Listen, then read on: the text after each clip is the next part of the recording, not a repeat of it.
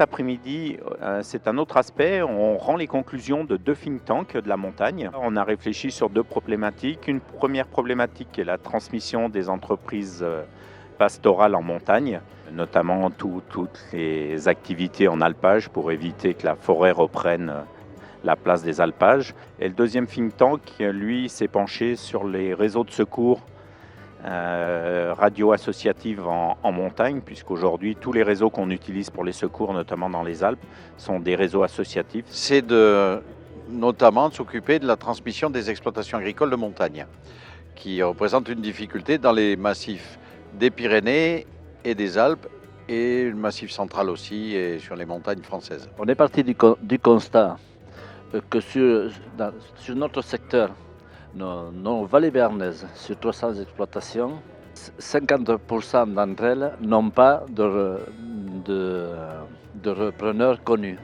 La transmission d'une exploitation se passe dans l'intimité de l'exploitation, dans l'intimité de la famille qui est gestionnaire de l'exploitation, et bien souvent dans l'insécurité, puisqu'au moment de la transmission, quand il n'y a pas la chance d'avoir quelqu'un dans la famille qui va reprendre, il y a une période d'insécurité qui s'installe. On veut passer à la phase, vraiment à la phase action.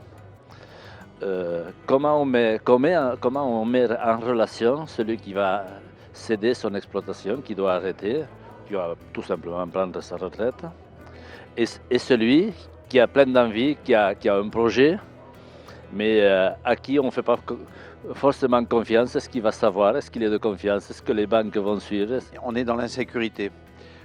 Pour rassurer, par exemple, celui qui va céder son exploitation, il faut le mettre en situation de partir avec un minimum de confort. Aujourd'hui, c'est quoi un exploitant qui part à la retraite? Il part avec 700 € de retraite.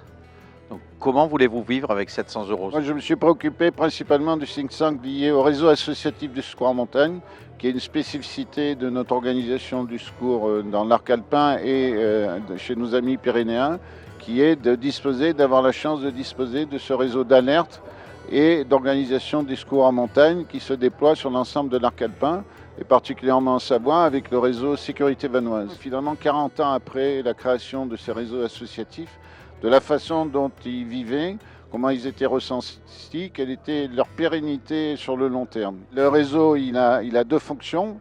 Il permet à ceux qui disposent d'un poste radio de donner l'alerte, c'est le cas des guides de haute montagne, des moniteurs, des pisteurs secouristes, des gardiens de refuge, des accompagnateurs et des moniteurs de ski. Et surtout, c'est une fréquence également pour les unités publiques de secours en montagne, que sont nos collègues militaires du PGHM ou les policiers de la CRS Alpes.